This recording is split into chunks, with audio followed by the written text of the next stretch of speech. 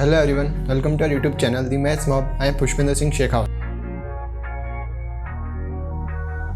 अब हम स्टार्ट करते हैं नया टॉपिक। तो हम देखेंगे relation between a1 b1 c1 और a2 b2 c2। तो ये अब तो हमको पता है कि a1 b1 तो जो हमारे वेरिएबल्स x y उनके कोफिशिएंट है और जो c1 c2 है वो कांस्टेंट है।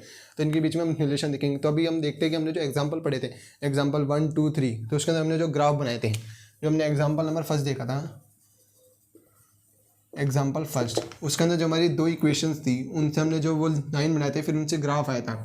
तो उनकी जो लाइन थी वो इंटरसेक्टिंग थी। तो वहाँ हमने देखा था कि जो इंटरसेक्टिंग लाइन होती है उसका एक यूनिक सॉल्यूशन होता है। क्या होता है? Unique solution. तो जब हमने देखा था कि जो ग्राफिकल रिप्रेजेंटेशन में इंटरसेक्टिंग जो लाइंस होती है उनको क्या होता है? यूनिक सॉल्यूशन होता है। और फिर हमने जो सेम एग्जाम्पल नंबर 2 में वही सेम जो दो इक्वेशंस थी उनसे हमने ग्राफिकल पॉइंट्स निकाल के ग्राफ पे रिप्रेजेंट करे थे। तो जो दो लाइन थी वो कोइंसिडेंट थी। कोइंसिडेंट मतलब एक के ऊपर एक थी।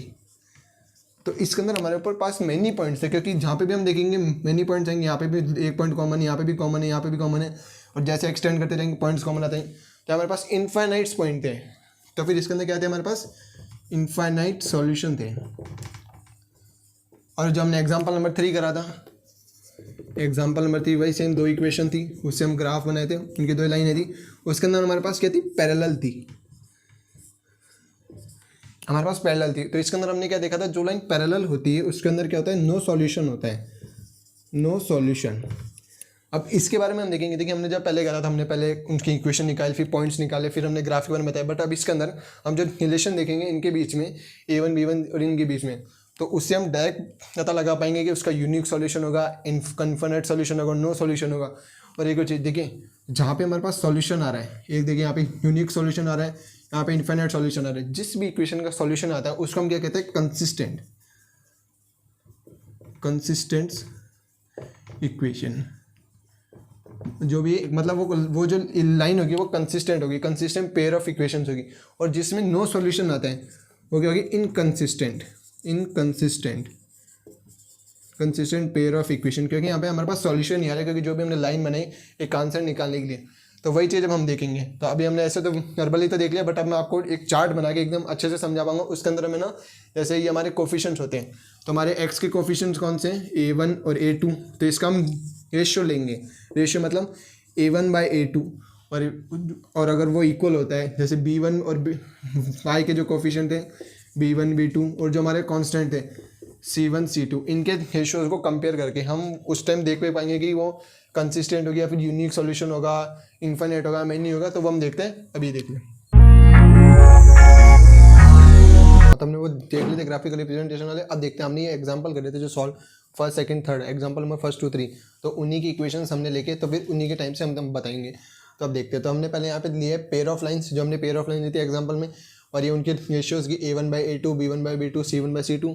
और फिर कंपेयरिंग द रेशियोज़ की, जो उनका जो रेशियो होता है उसको कंपेयर करेंगे। फिर हम उसके ग्राफिकल जो रिप्रेजेंटेशन आएगा कि वो इंटरसेक्टिंग होगी, कोइंसिडेंट होगी, वो हम इसमें देखेंगे। फिर आएगा हमारा अलजेब्रिकल इंटरप्रिटेशन की, उसके अंदर पता लगेगा कि उसके कितने सॉल्यूशन है, 1 2 3। तो हम स्टार्ट करते हैं। तो पहले देखते हैं, इसमें हमारे को एग्जांपल नंबर फर्स्ट के हमने दो इक्वेशन ले ली। इसके अंदर फिर हमने रेशियोज़ लिए कि a1/a2, a1/a2 तो पता है ये एक्स के वो होंगे कोफिशिएंट। तो इसका फर्स्ट वाली इक्वेशन का a1 तो 1 आ गया, और एक्स वो सेकंड इक्वेशन का a2 तो आगे 1/3। तो ऐसे हमने इसके रेशियो ले लिए। अब देखिए फिर हम इनके रेशियोज़ को कंपेयर करेंगे। तो यहाँ पे तो देखिए 1/3 है, 1/3 और कुछ सॉल्व नहीं हो सकता, बट -2/4 और हो सकता है। तो आ जाएगा -1/2, जो कि -1 जो कि 1/3 के इक्वल नहीं है। तो यहाँ से पता लग रहा है कि जो a1/a2 का जो रेशियो लिया अपन ने वो b1/b2 के रेशियो के इक्वल नहीं आएगा। और ये भी वही है, तो ये 0 हो जाएगा। वो तो उसको देखना नहीं, बट अपन को यहाँ तक देखना है। a1/a2 तक ही इक्वल नहीं हो रहा, तो इसके आगे भी इक्वल है ही नहीं, तीनों इक्वल नहीं है। तो ये तीनों नॉट इक्वल आ जाएंगे, वो भी c1 c2 बट बात। फिर इस जब a1/a2 not equal to b1/b2 को, तो जो हमारी जो लाइन्स होगी वो इंटरसेक्टिंग लाइन्स होगी, और जो हमारा सॉल्यूशन होगा वो एक्जैक्टली वन सॉल्यूशन होगा, मतलब यूनिक सॉल्यूशन होगा। ये हो गया। अब देखते सेकंड एग्जाम्पल 2 की दोनों इक्वेशन ले ली। फिर उनके हमने a1/a2 और b1/b2 और c1 c2 के जो रेशियोज ले ली। अब देखिए इनको और सॉल्व कर सकते हैं, क्योंकि हमने इनकी वैल्यूज लिख ली। अब सॉल्व करके दिखा देंगे। जब इनको हम कैंसिल करेंगे तो हमारे पास क्या आ जाएगा? 1/2। सेम है, जब 3/6 आएगा तो 3 6 से कैंसिल हो जाएगा, 1/2।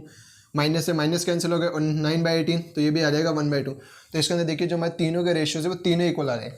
कि A1/A2 भी इक्वल्स टू आ रहा है, B1/B2 इक्वल्स टू C1/C2, तो मतलब तीनों के रेशियोज इक्वल आ रहे हैं। तो जो हमारी लाइन्स होगी ग्राफिकल रिप्रेजेंट वो कोइंसिडेंट होगी, मतलब एक के ऊपर एक लाइन होगी कोइंसिडेंट, इसी लाइन के ऊपर जो फर्स्ट इक्वेशन की जो इस इक्वेशन की लाइन होगी वो भी इसी लाइन की इक्वेशन के ऊपर लाई करेगी, और इंटरसेक्टिंग ऐसे होगी जो उनका एक यूनिक सॉल्यूशन होगा। तो इसके अंदर हमारे पास कितने होंगे, इन्फिनेटली मैनी सॉल्यूशंस की, हर पॉइंट पे हर इनका कॉमन पॉइंट होता है, जो जहाँ कॉमन पॉइंट होता है वो हमारा होता है यूनिक सॉल्यूशन। तो इसके अंदर हमारे पास मैनी सॉल्यूशन हो गए। और देखते हैं लास्ट थर्ड पॉइंट, हमने ये अब इसके अंदर देखा हमको एक्स ये इक्वेशन, फिर हमने इसके रेशियोज ली, इसके अंदर हमारे पास ये और सॉल्व नहीं हो सकता, तो ये 1/2 ऐसा कैसा रहेगा। 2/4 इसको और सॉल्व कर सकते हैं, तो ये भी आ जाएगा 1/2। इसको करेंगे तो माइनस से माइनस कैंटल, और 4 को जब करेंगे 3 से तो आ जाएगा 1/3, 4 को से 12 से तो 1/3 आ जाएगा। तो इसके अंदर देखिए जो A1/A2 का जो रेशियो है वो B1/B2 के तो रेशियो के इक्वल है, बट C1/C2 के रेशियो के इक्वल नहीं, जो हमने यहाँ पे शो कर रखा है। तो इस केस में जो हमारा ग्राफिकल रिप्रेजेंटेशन होगा वो होगा पैरेलल लाइंस होगा। तो उस पैरेलल लाइंस में हमारे पास नो सॉल्यूशन होगा, क्योंकि इसके अंदर कोई यूनिक पॉइंट नहीं है कि जहाँ पे ये कट करें तो जहाँ पे हमको पता लगे कि ये आंसर है। तो ऐसे हम आगे वाली एक्सरसाइज में इनसे पता लगा पाएंगे बिना ग्राफ के, बस इनका रेशियोज कंपेयर करके। तो ये हो गया, मतलब एक बार देख लीजिए इसको।